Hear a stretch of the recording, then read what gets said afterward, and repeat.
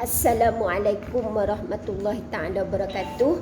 Alhamdulillahi rabbil alamin. Nahmaduhu wa nasta'inuhu wa na'udzubillah min syururi anfusina wa min sayyiati a'malina. May yahdillah fala mudhillalah wa may yudlilhu fala hadiyalah. Asyhadu an la ilaha illallah wa asyhadu anna Muhammadan abduhu wa rasuluh. Alhamdulillah, syukur banyak-banyak kepada Allah Subhanahu wa taala. Hari ini ayat yang ke-64 surah An-Nur, ya, penutup ayat yang terakhir daripada surah An-Nur, ayat yang ke-64.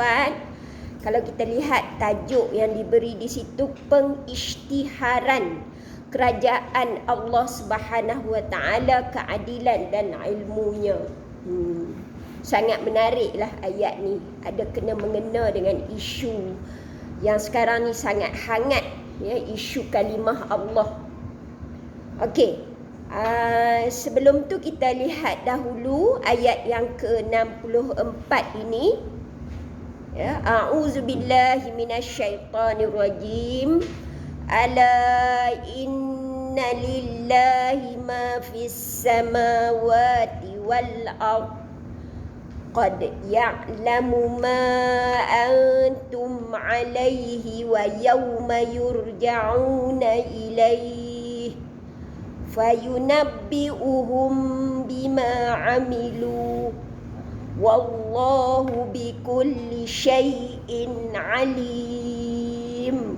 Sadaqallahul azim. Yang bermaksud, ketahuilah sesungguhnya Allah jualah yang menguasai segala yang ada di langit dan di bumi. Sesungguhnya ia mengetahui keadaan yang kamu berada padanya, wahai umat manusia. Dan pada hari umat manusia itu kembali kepadanya, maka ia akan menerangkan kepada mereka segala yang mereka kerjakan. Kerana sesungguhnya Allah Maha mengetahui akan tiap-tiap sesuatu. Okey, sekarang kita lihat, ya, mengapa surah An-Nur, ya, seperti mana yang kita dah bincang sebelum ni, satu surah yang banyak memfokuskan tentang undang-undang. Surah An-Nur ni dia banyak fokus kepada undang-undang, peraturan yang manusia mesti ikut, ya, dalam untuk mencapai keredaan Allah Subhanahu wa taala. Surah An-Nur ni 80% fokus kepada masalah undang-undang ataupun lebih dikenali sebagai hudud. Hudud ni maksud dia ketetapan Allah. Allah dah tetapkan, ya. Contoh macam dalam surah An-Nur, ya, a'udzubillahi minasyaitonirrajim. Az-zaniyatu waz-zani fajlidu kulla wahidin minhuma mi'ata jaldah. Memang secara jelas, secara direct Allah Subhanahu wa taala sebut penzina perempuan, penzina lelaki, mereka hendaklah disebat sebanyak 100 sebatan. Ini satu undang-undang, ya, satu, kalau zaman sekarang kita panggil sebagai satu akta. Apa dia akta? Akta adalah sesuatu yang diputuskan oleh parlimen, dan enactment satu lagi, bahasa undang-undang. Enactment ni adalah suatu peraturan yang diputuskan oleh Dewan Undangan Negeri. Itu enactment. Jadi ini 100 sebatan kepada penzina perempuan, penzina lelaki itu adalah akta ataupun enactment yang digazetkan oleh Allah Ta'ala. No? Satu peraturan yang tak boleh diubah. Ya, satu peraturan yang tak boleh diubah, sebab tu dipanggil hudud. Satu ketetapan. Okey. Jadi persoalannya, mengapa Allah Subhanahu wa taala menutup surah An-Nur ini dengan satu penegasan bahawa semua yang ada di langit dan di bumi ini adalah miliknya. Malah dia mengetahui keadaan semua hamba-hambanya, dan akan memperhitungkan semua amal perbuatan mereka serta membalasnya dengan penuh keadilan. Perbuatan jahat diberi balasan yang setimpal dengan kejahatan yang dikerjakan, dan perbuatan baik dibalas dengan berlipat ganda. Tujuan Allah Subhanahu Wa Taala menutup surah An-Nur ini dengan satu penegasan bahawa kalau kita baca ayat 64 ni, sesungguhnya Allah jualah yang menguasai segala yang ada di langit dan di bumi. Sesungguhnya Dia mengetahui keadaan yang kamu berada padanya, wahai umat manusia, dan pada hari umat manusia itu kembali padanya. Maka Ia akan menerangkan kepada mereka segala yang mereka kerjakan. Kerana sesungguhnya Allah Maha mengetahui akan tiap-tiap sesuatu. Sebab Allah Dia tahu di antara sifat manusia ni, ada di kalangan manusia ni yang akan engkar kepada perintah Dia. Ada manusia yang akan engkar dan ada manusia yang akan melawan, yang tidak mahu mengikut perintah Dia. Sebab itu Dia tutup surah ni, Dia dah bagi peraturan-peraturan. Dia bagi tahu macam ni, kalau yang macam ni mesti macam ni, macam ni, macam ni. Dia bagi peraturan, sampaikan peraturan-peraturan yang Dia bagi tu bukan setakat macam kalau kita sebut tadi hukum hudud, tapi peraturan-peraturan yang Allah sebut dalam surah An-Nur ni sampai kepada dalam rumah kita. Bagaimana pergaulan kita dengan anak-anak, bagaimana anak-anak, adab anak-anak dengan kita, adab meminta izin untuk masuk ke dalam bilik mak dengan ayah, adab makan. Adab makan. Orang siapa yang kalau di masa di surau Telaga Haji Latif masa tu kita bincang bagaimana situasi golongan manusia yang tidak perlu mendapat izin. Bila dia masuk dalam rumah, dia tak perlu dapat izin tuan rumah untuk makan apa yang ada dalam rumah tersebut. Golongan yang bagaimana, sampai macam tu detail sekali Allah Subhanahu Wa Taala menetapkan peraturan tu. Dan Allah tahu bahawa ada manusia yang tidak mampu untuk mematuhi peraturan tersebut. Sebab tu Allah tutup ayat ini dengan Allah memberikan penegasan bahawa Dia Maha mengetahui keadaan kita, dan Dia memberi penegasan bahawa manusia sama ada engkar, sama ada patuh, tetap akan kembali kepada Dia di akhirat nanti, akan menerima pembalasan, sama ada syurga mahupun neraka. Kemudian Allah Subhanahu Wa Taala kemudian dalam surah Yunus, dalam surah Yunus ditegaskan lagi tentang bagaimana Allah Subhanahu Wa Taala mempunyai kuasa mutlak terhadap manusia ni. Dalam surah Yunus ni. Okey. Kita baca surah Yunus ini. A'udzubillahi minasyaitonirrajim. Wa ma takunu fi sya'nin wa ma tatslu minhu min Qur'anin wa la ta'maluna min 'amal illa kunna 'alaikum syuhudan id tufiduna fihi wa ma ya'zubu 'an rabbika min misqali dzarratin fil ardi wala fis samaa' wala asghara min zalik wala akbara illa fi kitabim mubin. Okey, kita tengok maksud dia. Dan tidaklah engkau wahai Muhammad dalam menjalankan sesuatu urusan, dan tidaklah engkau dalam membaca sesuatu surah atau sesuatu ayat dari Al-Quran, dan tidaklah kamu wahai umat manusia dalam mengerjakan sesuatu amal usaha, melainkan adalah kami menjadi saksi terhadap kamu.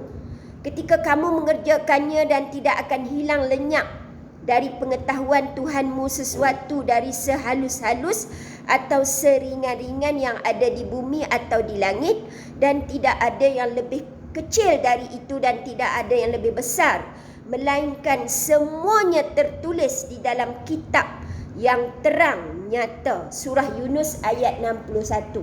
Okey, jadi untuk menghuraikan dengan lebih lanjut surah surah Yunus ayat 61 ni, saya nak berkongsi dengan puan-puan apa yang almarhum Tuan Guru Nik Abdul Aziz Nikmat ceritakan berkenaan dengan ayat 61 ni, ayat 61 surah Yunus. Okey.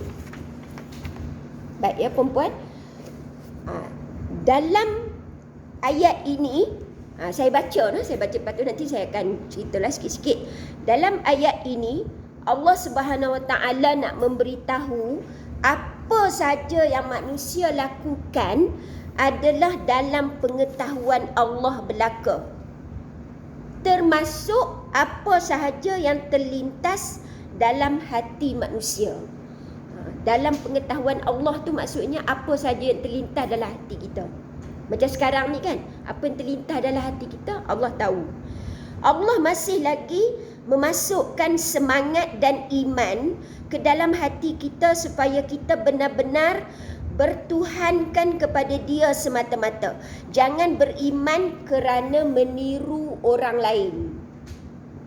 Jangan kita beriman, jangan kita percaya kerana kita meniru orang lain, kerana ikut-ikut orang lain.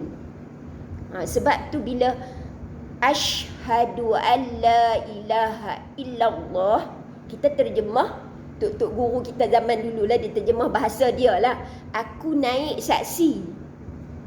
Jadi apa maksud aku naik saksi tu? Jadi Tuan Guru Datuk Nik Abdul Aziz kata, aku naik saksi tu maksud dia, kalau orang minta kita jadi saksi bahawa tiada Tuhan melainkan Allah, kita dengan rela hati sanggup untuk menjadi saksi. Itu maksud aku naik saksi.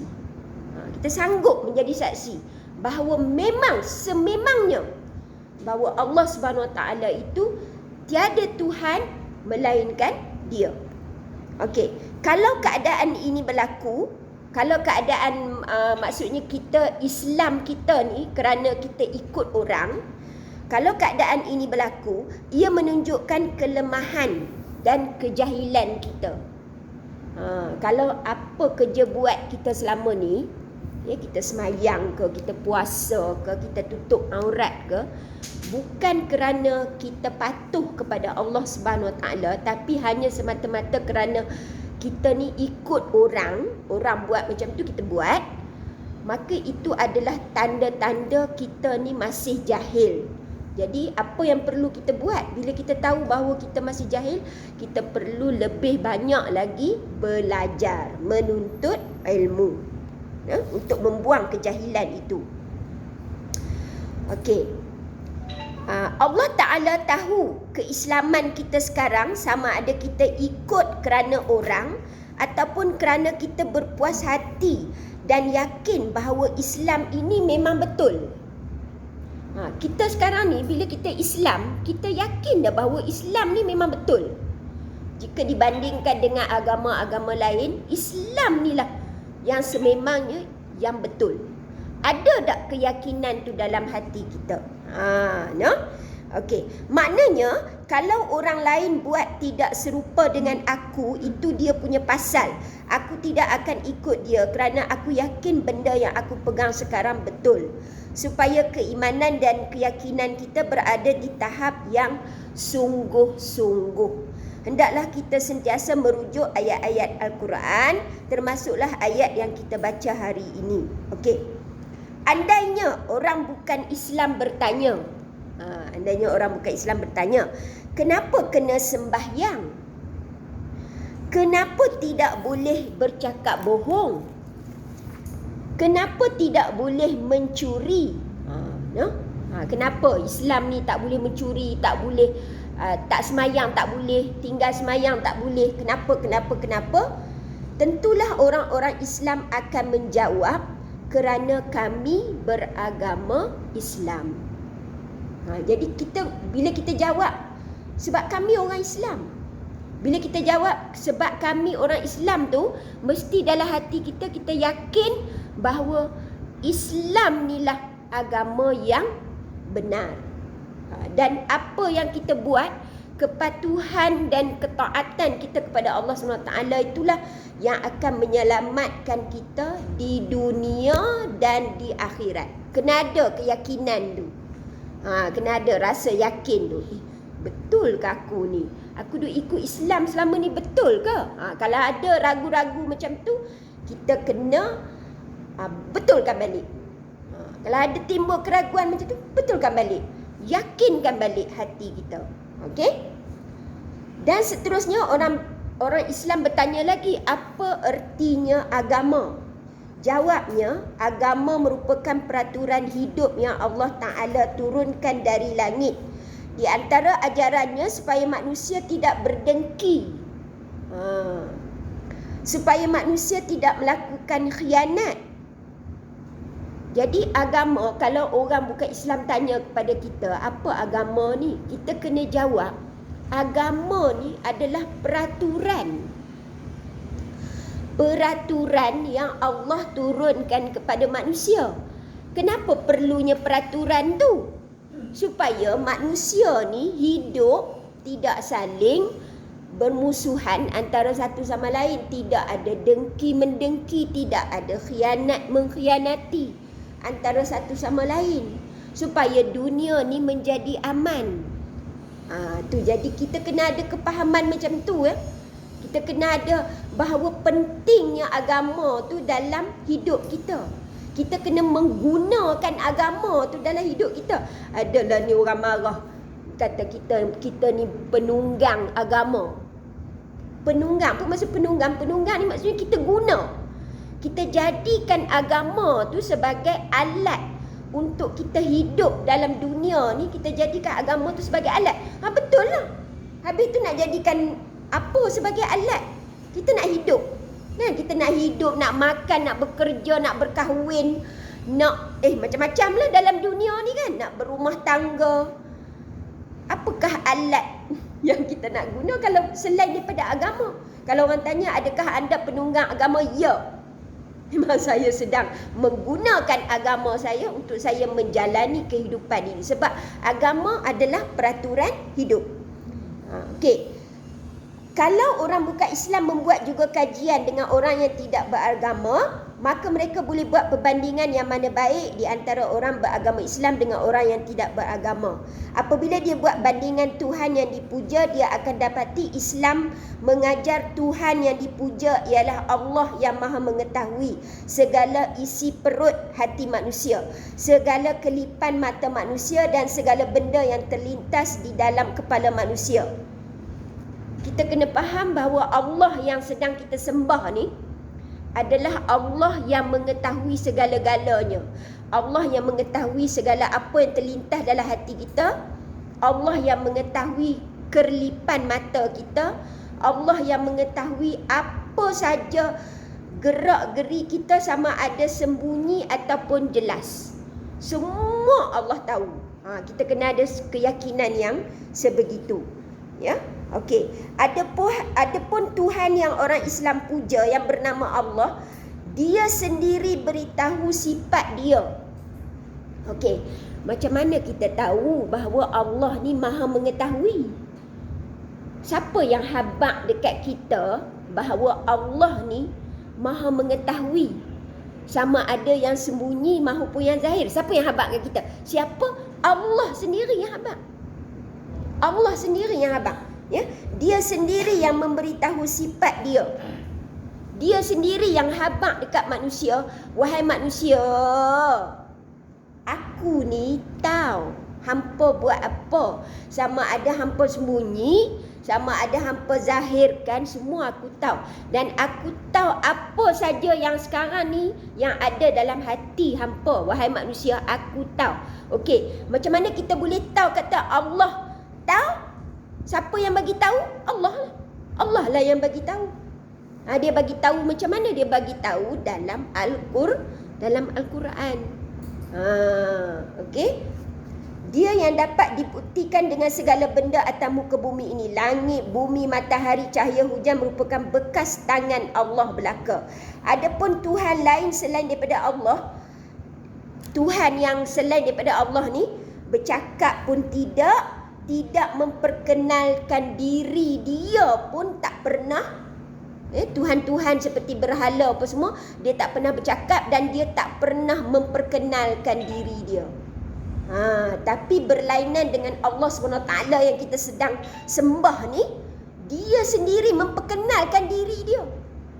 Dia sendiri habaq kepada manusia, aku ni apa dia. Kita baca ayat kursi kan, kita baca surah An-Nur, Allahu nurus samawati wal ard kan. Dia sendiri yang bagi tahu macam mana dia punya cahaya dia bagaimana. Okey.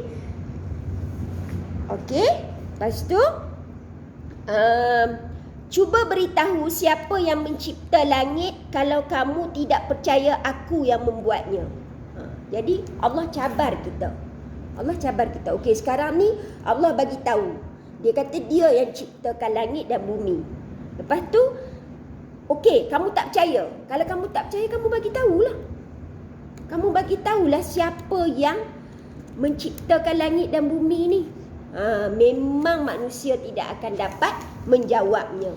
Manusia memang tak akan dapat menjawab dah. Dan secara fitrah, kalau kita tengok kepada ahli-ahli sains yang mengkaji bulan, bintang, alam semesta apa semua kan, dan akhirnya mereka akan menemui satu penemuan, iaitu mereka mengatakan bahawa memang ada satu kuasa yang sangat hebat sebenarnya yang mencipta alam ni.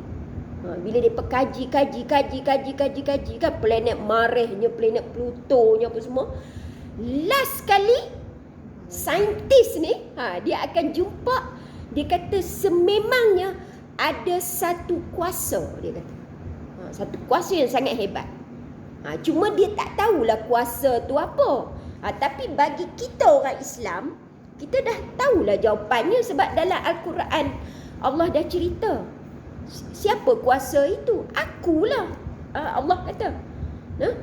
Iaitu Allah Subhanahu Wa Taala. Lagi kita selidik, makin kita tidak jumpa punca dan dia tidak akan selesai. Lagi kita, kalau kita tak mau mengakui, kalau kita tidak mau mengakui bahawa Allah Subhanahu Wa Taala yang Maha Berkuasa, Allah yang mencipta alam ni, kita duk selidik, kita tak akan jumpa punca dia. Sebab macam saya kata tadi kan, saintis tadi, dia hanya jumpa, dia kata yang menciptakan alam ni satu kuasa yang hebat, tapi dia tak tahu siapa kuasa hebat tu. Jadi Allah Ta'ala kata, lagi kamu duk fikir banyak, lagi kamu tak akan jumpa jawapan dia. Apalah lebih baiklah, lebih baiklah kamu berpegang kepada satu punca, iaitu Al-Quran, di mana dalam Al-Quran Allah bagi tahu akulah, iaitu Allah lah yang menciptakan langit dan bumi. Jadi selesai masalah. Tak payah duk pening-pening. Kan? Tak payah duk pening-pening. Lah ni kita yakin bahawa sesungguhnya Allah Subhanahu Wa Taala yang mencipta langit dan bumi. Lepas tu ada pula orang petikai kan. Dia kata, macam mana kita nak percaya Al-Quran? Sedangkan Al-Quran ini diturunkan melalui perantaraan malaikat Jibril kepada Nabi Muhammad sallallahu alaihi wasallam 1400 tahun yang lalu. Sekarang dah 1400 berapa dah hijrah kan?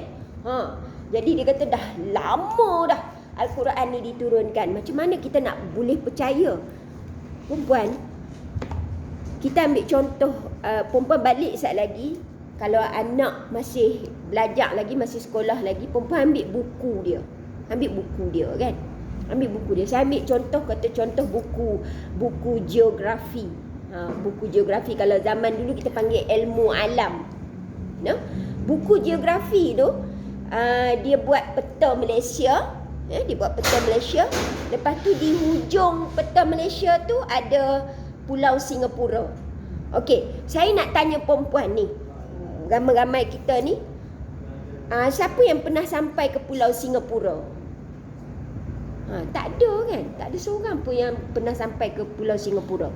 Tetapi apabila kita tengok buku geografi tu, hujung semenanjung Malaysia tu selepas Johor ada Pulau Singapura. Macam mana kita boleh percaya bahawa adanya Pulau Singapura tu? Kita percaya sebab dalam buku tu dia tulis, dia lukis dekat kita peta semenanjung Malaysia adanya Pulau Singapura. Sebab tu kita percaya. Okey, lepas tu kita tengok buku geografi tu. Siapa yang tulis? Kadang-kadang yang tulis tu, minta maaf lah nah. Yang tulis tu Chong Kim Sip contoh. Lepas tu siapa lagi? Ananda Maniam. Kamuramasamy contoh lah kan, penulis buku tu. Islam ke dia tu? Bukan Islam kan? Tapi kenapa kita percaya? Kenapa kita percaya bahawa di hujung semenanjung Malaysia itu ada Pulau Singapura? Kenapa kita percaya? Sebab fitrah kita manusia ni memang dia akan percaya. Kalau buku geografi yang macam tu pun kita percaya, apatah lagi Al-Quran. Al-Quran yang siapa yang bawa Al-Quran itu? Nabi Muhammad sallallahu alaihi wasallam. Ya, Nabi Muhammad dapat daripada malaikat Jibril, kemudian sampaikan kepada Nabi Muhammad sampaikan kepada para sahabat dan seterusnya kepada generasi-generasi yang selepas itu sampailah kepada kita. Dan kalau kita kaji Al-Quran ini, dia punya perawi-perawi dia semuanya adalah perawi yang menepati syarat-syarat yang boleh dipanggil sebagai riwayat yang mutawatir. Riwayat yang mutawatir ni bermaksud sesuatu benda yang disampaikan pada kita itu dia sampai kepada peringkat qati'. Qati' ni maksud dia confirm. Confirm betul, sahih. Kan? Kalau buku geografi tadi pun kita boleh percaya, Al-Quran yang sememangnya mempunyai riwayat yang mutawatir, yang sahih, kenapa kita tak percaya? Itu, nah, itu yang persoalan yang kita kena kata dekat diri kita. Jadi perempuan apa ni? Dalam Al-Quran, minta maaf. Jadi sememangnya Al-Quran ni adalah satu kitab yang kita memang kena percaya dengan, bukan kata 100%, 500%, 1100%, memang keyakinan yang kena betul-betul mantap. Keyakinan yang betul-betul mantap. Okey. Jadi okey, dalam ni lagi Tuan Guru Datuk Abdul Aziz Nikmat menceritakan tentang bagaimana akhirnya satu kerajaan, iaitu perempuan pernah dengar kan, iaitu satu kerajaan komunis di Rusia pada beberapa tahun yang lampau, lebih kurang dalam 15 tahun yang lalu lah, 20 tahun yang lalu, wujudnya satu kerajaan komunis Rusia yang sangat hebat. Tapi akhirnya kerajaan tu jatuh. Okey, jatuh kan. Jadi dia kata bagi kita orang Islam, kerajaan yang hebat ni pun akhirnya jatuh. Sebab apa jatuh? Sebab kerana Allah Subhanahu Wa Taala menghendaki sedemikian. Allah Subhanahu Wa Taala menghendaki sedemikian. Dia adalah sebab musabab dia. Tapi dia punya pengakhiran dia tu, kita kena yakin bahawa ini semua adalah dengan kehendak Allah Subhanahu Wa Taala. Allah nak bagi tahu kita hebat macam mana pun sesebuah kerajaan tu, akhirnya akan jatuh. Wa tanzi'ul mulka mimman tasha. No? Kan kita baca kan dalam surah Ali Imran. Kan? Okey. Jadi begitu ya puan-puan. Saya tak perlulah nak baca dengan lebih lanjut lagi. Maksudnya di sini penegasan bahawa kita mesti yakin sungguh-sungguh bahawa Allah Subhanahu Wa Taala adalah Tuhan kita. Dan saya nak tambahlah di sini ya, bagaimana nak mewujudkan keyakinan itu. Okey, saya baca kat sini saya tambah lagi. Kita hendaklah yakin, yang pertama sekali kita yakin bahawa Allah adalah tumpuan peribadatan kita. Tu point bagaimana nak membina keyakinan ni. Ya, bagaimana nak membina keyakinan ni, yang pertama sekali perempuan, kita kena rasakan dalam hati kita bahawa Allah lah tumpuan peribadatan kita. Kita nak beribadah kepada Allah ni, kita hendaklah betul-betul menumpukan peribadatan kita kepada Allah dengan penumpuan yang 100%. Kita kena cubalah, kita kena usahalah. Kena usaha. Iaitu ada ulama yang memberitahu bahawa dua sifat ni mesti ada. Iaitu yang pertama sifat al-khauf. Ketika kita nak beribadah, ketika kita nak melaksanakan ibadah kepada Allah ni, dua sifat ni mesti ada. Iaitu yang pertama al-khauf. Apa makna al-khauf? Takut. Takut ni macam mana? Takut ibadat kita tak diterima oleh Allah. Takut ibadat kita tidak diterima oleh Allah. Kita kena ada rasa macam tu. Ya Allah, terimalah ibadatku ya Allah. Kan? Kemudian bila ada al-khauf, tidak secara langsung memang ada ar-raja. Apa makna ar-raja? Ar-raja maksudnya mengharap. Mengharap. Bila kita dah takut tadi, kita bimbang, kita takut Allah Subhanahu Wa Taala tidak menerima amalan kita, maka kita mengharapkan supaya Allah terima amalan kita. Bila kita ada al-khauf dengan ar-raja ni, barulah kita terhindar daripada sifat-sifat, di antaranya sifat ujub. Sifat ujub ni